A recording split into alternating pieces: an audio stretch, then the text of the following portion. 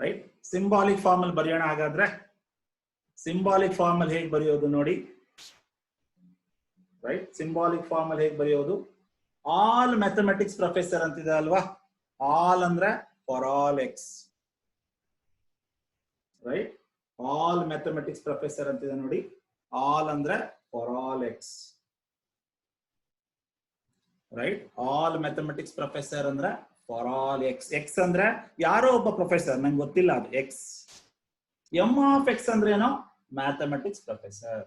m of x ಅಂದ್ರೆ mathematics professor. have ಅಂದ್ರೆ implies. Studied calculus ಅಂದ್ರೆ c of x. Studied calculus ಅಂದ್ರೆ c of x, right? Next ಎರಡನೇ sentence ಇದೆ. Leona is a mathematics professor. ಏನಂತ ಬರಿಬಹುದು? m of l ಅಂತ ಬರಿಬಹುದಾ? Leona is a mathematics professor. Students ಒಂದನ್ನು ಗಮನಿಸಬೇಕು, ಇಲ್ಲಿ ತಪ್ಪು ಮಾಡಬೇಡಿ, ಇಲ್ಲೆಲ್ಲೂ ಫಾರ್ ಆಲ್ ಹಾಕಬೇಡಿ. ಯಾಕೆ ಅಂದ್ರೆ ನನಗೆ ಯಾರು ಅಂತ ಗೊತ್ತಾಗಿದೆ ಅಲ್ವಾ, ಮ್ಯಾಥಮೆಟಿಕ್ಸ್ ಪ್ರೊಫೆಸರ್ ಯಾರು ಅಂತ ಗೊತ್ತಾಗಿದೆ, ಅವಾಗ ಫಾರ್ ಆಲ್ ಹಾಕಬಾರ್ದು. ಯಾರು ಅಂತ ಸ್ಪೆಸಿಫಿಕ್ ಆಗಿ ಗೊತ್ತಾದ್ಮೇಲೆ, ಯಾವುದೋ ಒಂದು ಆಬ್ಜೆಕ್ಟ್ ಸ್ಪೆಸಿಫಿಕ್ ಆಗಿ ಗೊತ್ತಾದ್ಮೇಲೆ ಫಾರ್ ಆಲ್ ಹಾಕಬಾರ್ದು. ನೆಕ್ಸ್ಟ್ ಏನ್ ಬರಬೇಕು answer? Leona has studied calculus. ಏನಂತ ಬರಿಬಹುದು? ಸಿ ಆಫ್ ಎಲ್ ಅಂತ ಬರಿಬಹುದಾ? ಹಾಗಾದ್ರೆ ಏನ್ ಆನ್ಸರ್ ಬರ್ಬೇಕು ನಿಮಗೆ? ಸಿ ಆಫ್ ಎಲ್ ಅಂತ ಆನ್ಸರ್ ಬರ್ಬೇಕಲ್ವಾ? ಸಿಂಬಾಲಿಕ್ ಫಾರ್ಮ್ ಅಲ್ಲಿ ಬರ್ಕೋತೀರಾ? All mathematics professor have studied calculus. Leona is a mathematics professor. Leona is studying calculus.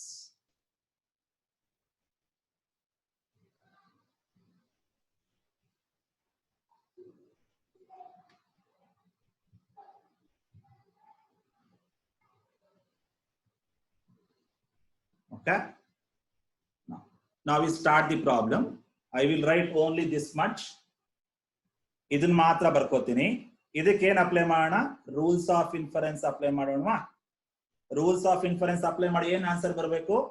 C of l ಅಂತ ಆನ್ಸರ್ ಬರಬೇಕು. ಓಕೆ, ನಾವು start the problem. I will write this one.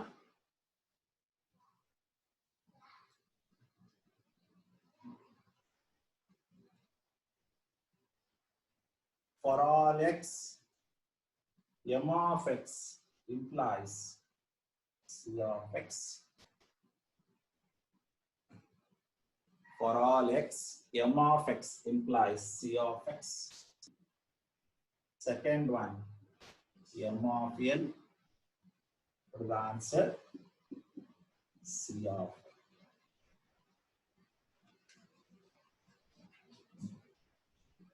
Okay, now you apply the rules of inference, right, using quantifiers. Now start the problem. Solution start ಮಾಡಿ. Okay, first premises I will write. For all x, m of x implies c of x. So take the first premises number 1.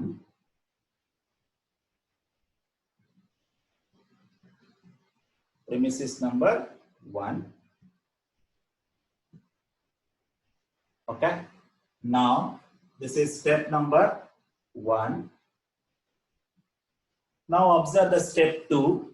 Before going to the step 2, what is the premises 2 here? m of l ಅಂತಿದೆ. ಹಾಗಾಗಿ ಏನ್ ಮಾಡೋಣ? x ಜಾಗದಲ್ಲಿ l ಹಾಕೊಳ್ಳೋಣ. For all remove ಮಾಡ್ಕೊಳ್ಳೋಣ. ಅವಾಗ ಏನಾಗುತ್ತೆ? ಈ ಪ್ರಿಮಿಸಿಸ್ ಯಾವ್ದ್ರ ಜೊತೆ ಮ್ಯಾಚ್ ಮಾಡಬಹುದು?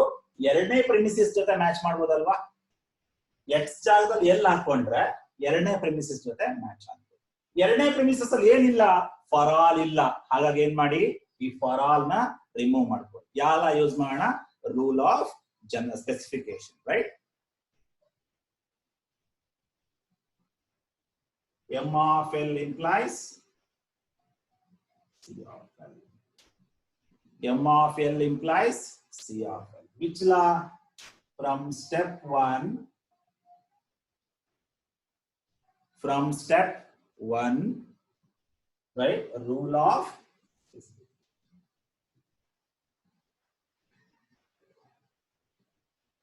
From step 1 rule of specification. ಏನು ಇಲ್ಲ ಸ್ಟೂಡೆಂಟ್ಸ್ ಇಲ್ಲಿ, ರೈಟ್? ಏನ್ ಮಾಡ್ಕೊಂಡೆ ನಾನು ಅಂದ್ರೆ ಎಕ್ಸ್ ಜಾಗದಲ್ಲಿ ಎಲ್ ಹಾಕೊಂಡೆ, ಫಾರ್ ಆಲ್ ನ ರಿಮೂವ್ ಮಾಡ್ಕೊಂಡೆ. ಯಾಕೆ ಅಂದ್ರೆ ಮೊದಲನೇ ಪ್ರಿಮಿಸಿಸ್ ಏನಿದೆ ಇದು ಯಾವ್ದ್ರ ಜೊತೆ ಮ್ಯಾಚ್ ಆಗ್ಬೇಕು? ಎರಡನೇ ಜೊತೆ ಮ್ಯಾಚ್ ಆಗ್ಬೇಕು, ಅದಕ್ಕೋಸ್ಕರ, ರೈಟ್? ನಾವು ಮೂರನೇ ಸ್ಟೆಪ್ ತಗೊಳ್ಳಿ. ಮೂರನೇ ಸ್ಟೆಪ್ ಏನ್ ತಗೋತೀನಿ? ಎರಡನೇ ಪ್ರಿಮಿಸಿಸ್ ತಗೋತೀನಿ. ಏನಿದೆ ಎರಡನೇ ಪ್ರಿಮಿಸಿಸ್? M of L. ಎರಡನೇ ಪ್ರಿಮಿಸಿಸ್ ಏನಿದೆ? M of L. So second premises, premises number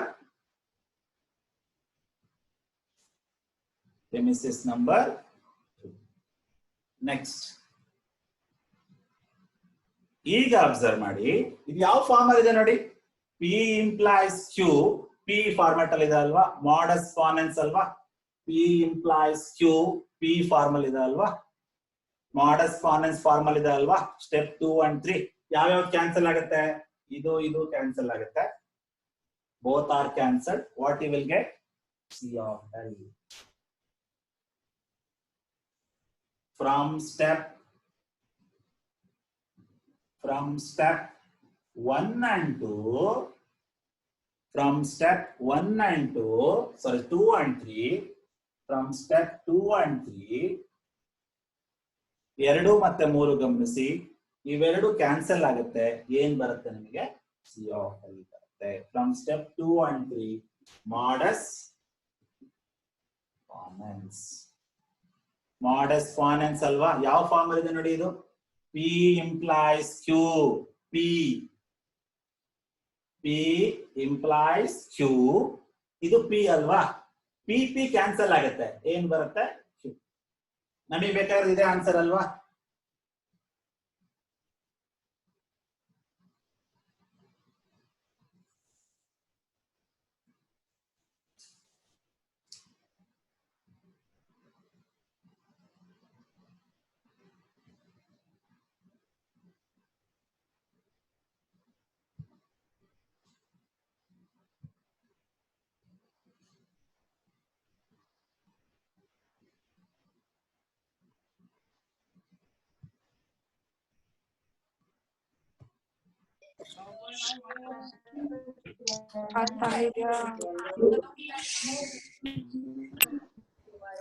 Is it clear? All of you, is it clear? ಅರ್ಥ ಆಯ್ತಾ? ಅರ್ಥ ಇದೆಯಾ? Hope you understood. ಹಾ ಸರ್. ಮ್ಯೂಟ್ ಮಾಡ್ಕೊಳ್ಳಿ, ನಿಮ್ಮ ನೀವು ಮ್ಯೂಟ್ ಇಟ್ಟು ನಾನು ಆಮೇಲೆ ಮಾಡ್ತೀನಿ. ಇಲ್ಲಿ ಅರ್ಥ ಆಗಿದೆಯಾ?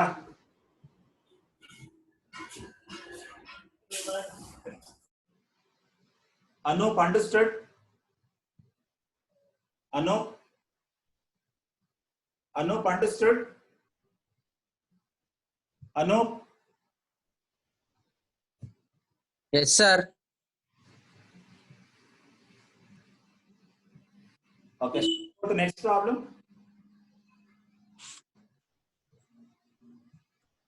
Shall I go to our next problem?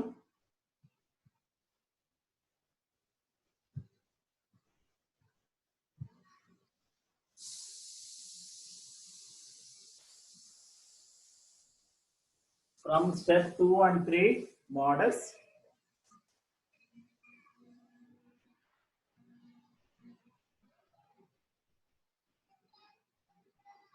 Right? Students, ಇಲ್ಲೊಂದು ಗಮನಿಸಬೇಕು ನೀವು ಮೇನ್ ಆಗಿ.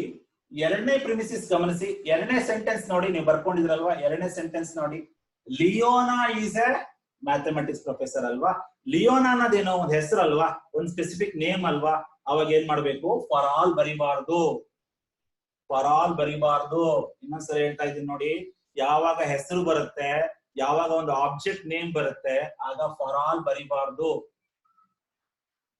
ರೈಟ್? ಜನರಲ್ ಆಗಿದ್ರೆ ಮಾತ್ರ ಎಕ್ಸ್, ಫಾರ್ ಆಲ್ ಎಕ್ಸ್, ಆ ತರ ಇದ್ದಾಗ ಮಾತ್ರ ಎಕ್ಸ್ ಬರುತ್ತೆ.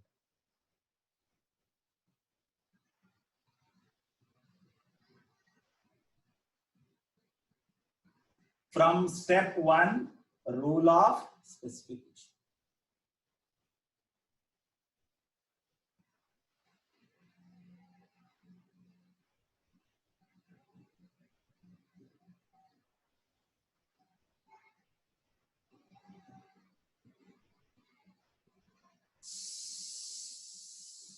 Take the next problem.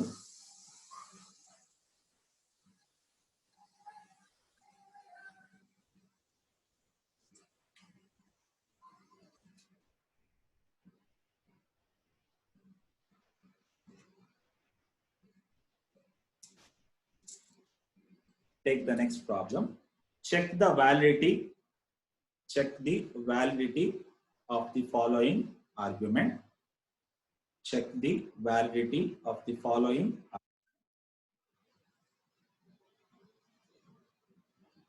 Okay.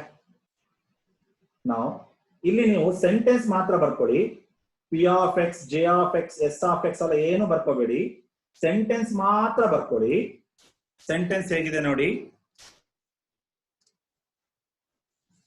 Sentence ಮಾತ್ರ ಬರ್ಕೋತಾ ಹೋಗಿ. No junior or senior, no junior or senior is enrolled in a physical education class. No junior or a senior, no junior or a senior is enrolled in a physical education class. ಮೊದಲನೇ sentence ಬರ್ಕೊಂಡಿದ್ದೀರಾ, right? ಮೊದಲನೇ sentence ಏನ್ ಹೇಳ್ತಾ ಇದೆ? No junior or senior is enrolled in a physical education class. ಮೊದಲನೇ sentence ಬರ್ಕೊಂಡ್ರ? Symbol ಏನು ಬರಿಬೇಡಿ. J of x, s of x ಏನು ಬರ್ಕೋಬೇಡಿ, ಸೆಂಟೆನ್ಸ್ ಮಾತ್ರ ಬರ್ಕೊಳ್ಳಿ. ಎರಡನೇ ನೋಡಿ, ಎರಡನೇ sentence. Mary is a name. Mary is enrolled in a physical education class. Mary is enrolled in a physical education class.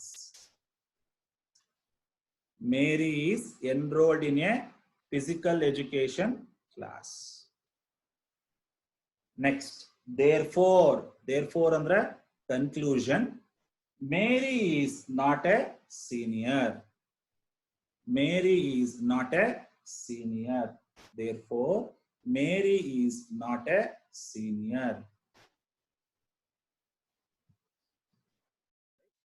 Therefore, Mary is not a senior. Right? Conclusion ಏನ್ ಬರಬೇಕು? ಏನ್ ಆನ್ಸರ್ ಬರ್ಬೇಕು ನಿಮಗೆ? Mary is not a senior ಅಂತ answer ಬರ್ಬೇಕು. ಹೆಂಗ್ ಗೊತ್ತಾಗುತ್ತೆ ಇದೇ ಆನ್ಸರ್ ಅಂತ? Therefore ಅಂತಿದೆ ನೋಡಿ. Therefore ಅಂದ್ರೆ ಅದೇ ಕನ್ಕ್ಲೂಷನ್. ಓಕೆ, ಈಗ ಸಿಂಬಾಲಿಕ್ ಫಾರ್ಮ್ ಆಗಿ ಬರೆಯೋಣ. ಹೇಗೆ ಸಿಂಬಾಲಿಕ್ ಫಾರ್ಮ್ ಆಗಿ ಬರಿಬಹುದು ನೋಡಿ. ಜೂನಿಯರ್ ಅಂತಿದೆಯಲ್ವಾ, ಅದನ್ನ ಏನಂತ ಕರ್ಕೋಬಹುದು? ಜೆ ಆಫ್ ಎಕ್ಸ್ ಅಂತ ಕರ್ಕೋಬಹುದಾ? ಯಾರು ಅಂತ ಜೂನಿಯರ್ ನಂಗೆ ಗೊತ್ತಿಲ್ಲ, ಹಾಗಾಗಿ ಎಕ್ಸ್. ಜೆ ಆಫ್ ಎಕ್ಸ್ ಅಂದ್ರೆ ಜೂನಿಯರ್ ಬರ್ಕೋತೀರಾ? ಜೆ ಆಫ್ ಎಕ್ಸ್ ಅಂದ್ರೆ ಜೂನಿಯರ್.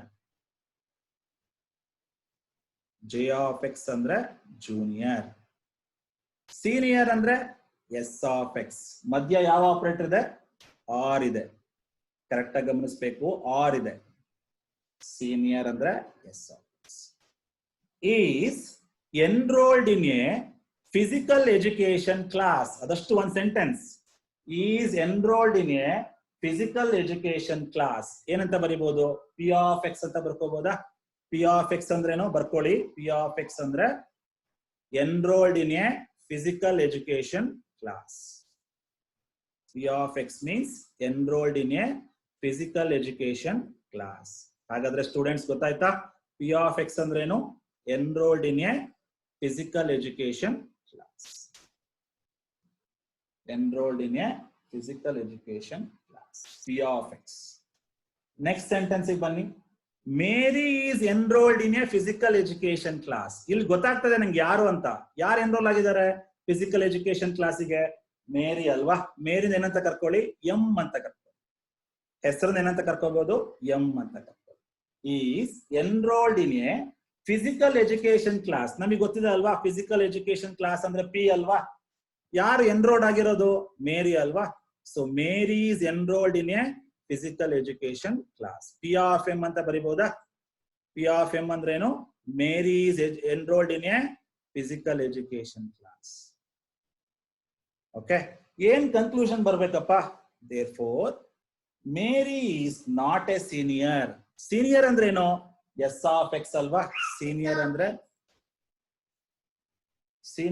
ಏನು? ಎಸ್ ಆಫ್ ಎಕ್ಸ್ ಅಲ್ವಾ? ಸೀನಿಯರ್ ಅಂತಂದ್ರೆ s of x. Mary is not a senior ಅಂದ್ರೆ negation of S of m ಅಲ್ವಾ?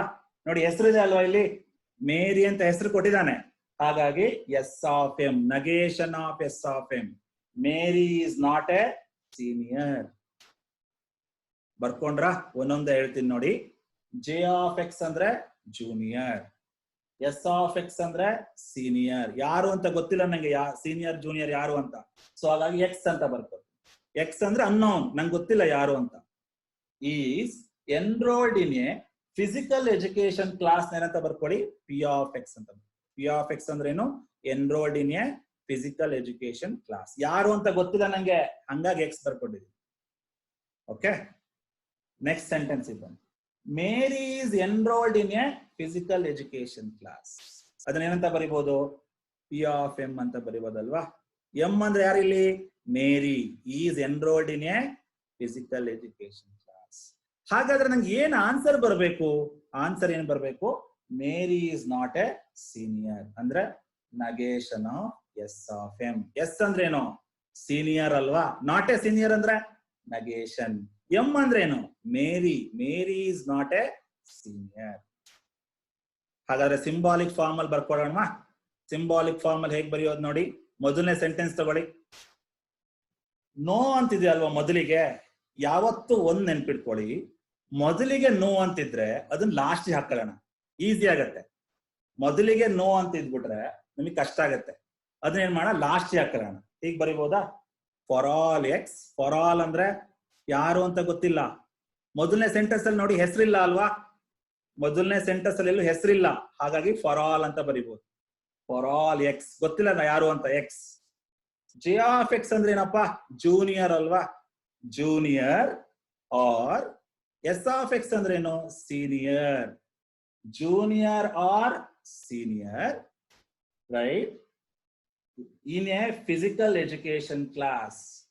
ನಾಟ್ ಎ ಫಿಸಿಕಲ್ ಎಜುಕೇಶನ್ ಅಂತ ಬರ್ಕೊಳ್ಳೋಣ. ನೋ ಅಂತಿದೆಯಲ್ಲ ಅದನ್ನ ಲಾಸ್ಟ್ ಹಾಕೊಳ್ಳಿ. ನೋ ಫಿಸಿಕಲ್ ಎಜುಕೇಶನ್ ಅಂತ ಹಾಕೊಳ್ಳಿ, ನಗೇಶನ್. ಮೊದಲನೇ ಸೆಂಟೆನ್ಸ್ ನೋಡಿ, ನೀವು ಇದನ್ನ ಹೀಗೂ ಹೇಳ್ಬೋದಲ್ವಾ? ಮೊದಲನೇ ಸೆಂಟೆನ್ಸ್ ನೋಡಿ ಹೀಗೂ ಹೇಳ್ಬೋದಲ್ವಾ?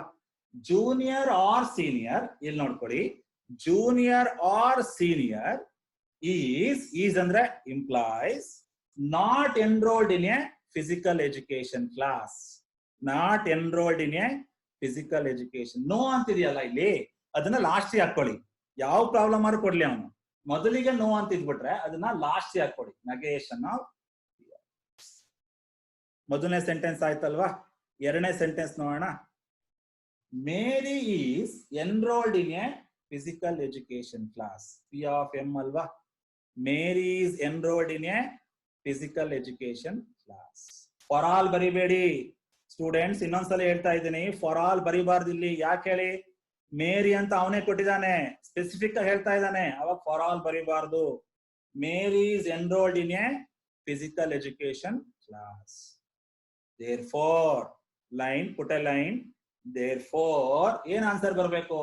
ಮೇರಿ is not a senior. Senior ಅಂದ್ರೆ ಏನು? ಎಸ್ ಅಲ್ವಾ? ಮೇರಿ ಅಂದ್ರೆ ಏನು? ಎಂ. ನಾಟ್ ಎ ಸೀನಿಯರ್ ಅಂದ್ರೆ negation of S of m. Correct ಆಗಿ ನೋಡಿ, ಇನ್ನೊಂದ್ಸರಿ ತೋರಿಸ್ತಾ ಇದ್ದೀನಿ ನಿಮಗೆ.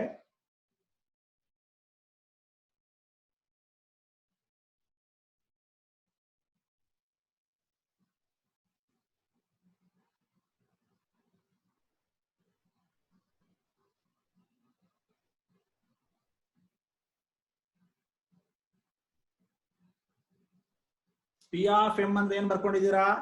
ಮೇರಿ is enrolled in a physical education class. ಎರಡನೇ ಸೆಂಟೆನ್ಸ್, ಎರಡನೇ ಪ್ರಿಮಿಸಿಸ್. ಇನ್ನೊಂದ್ಸಲಿ ನೋಡಿ. Junior or senior. ಈಸ್ ಅಂದ್ರೇನು? Implies. Is not enrolled in a physical education class. Not enrolled in a physical education class. ಮೊದಲಿಗೆ ನೋ ಇದೆಯಲ್ಲ ಅದನ್ನ ಲಾಸ್ಟ್ ಹಾಕೊಂಡಿದ್ದೀನಿ. Next, Mary is enrolled in a physical education class. ಏನ್ answer ಬರಬೇಕು? Mary is not senior. Mary is not senior. S ಅಂದ್ರೆ senior.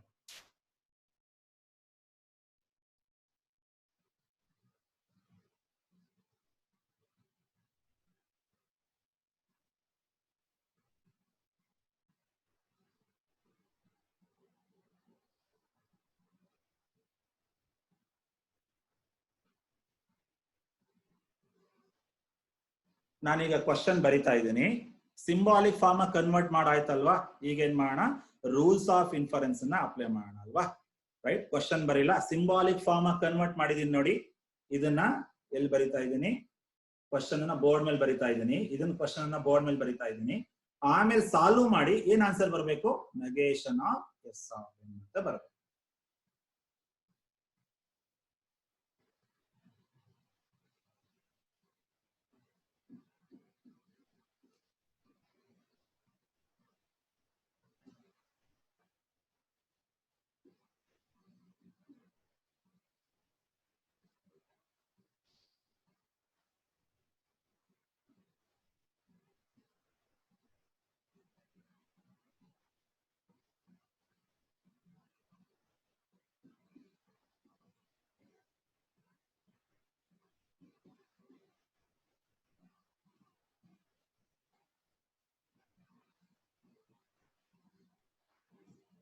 Question ಬರ್ಕೋತೀರಾ?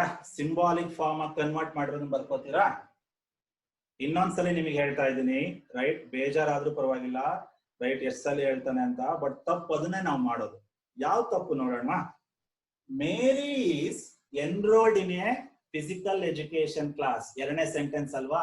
ಅಲ್ಲಿ Mary ಅಂತ specific ಆಗಿ ಹೇಳ್ತಾ ಇದ್ದಾನಲ್ವಾ?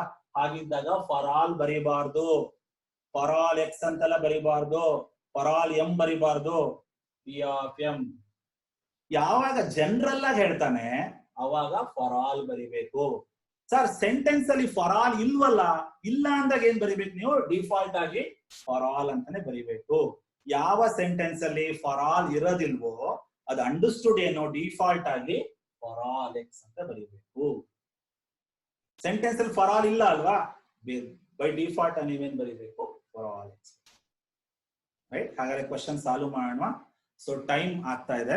ನಾನು ಲಿಂಕ್ ನಿಮಗೆ ಇನ್ನೊಂದ್ಸಲಿ ಕಳಿಸ್ತೀನಿ, ಜಾಯಿನ್ ಆಗಿ. ಓಕೆ, ನಿಮಗೆ ಬಂದ್ರೆ ಟ್ರೈ ಮಾಡಿ ನೀವುನು. ರೈಟ್, ಸಿಂಪಲ್ ಆಗಿದೆ ನೋಡಿ. ಫಸ್ಟ್ ಏನ್ ಮಾಡಿ, ಇದನ್ನ ರಿವರ್ಸ್ ಮಾಡಿ. ರಿವರ್ಸ್ ಮಾಡಿ ಎರಡೂ ಕಡೆ ನೆಗೇಷನ್ ಅಪ್ಲೈ ಮಾಡಿ. ಆಮೇಲೆ ಇದನ್ನ ತಗೊಳ್ಳಿ, ಆನ್ಸರ್ ಸಿಗುತ್ತೆ. ಕಾಂಟ್ರಾ ಪಾಸಿಟಿವ್ ಗೊತ್ತಿದ್ಯಾ? ಇದನ್ನ ರಿವರ್ಸ್ ಮಾಡಿ ಎರಡೂ ಕಡೆ ನೆಗೇಷನ್ ಅಪ್ಲೈ ಮಾಡಿ, ಆಮೇಲೆ ಇದನ್ನ ತಗೊಳ್ಳಿ, ನಿಮಗೆ ಆನ್ಸರ್ ಸಿಗುತ್ತೆ. Okay, now I'm leaving. I'm sending the link again. Join now.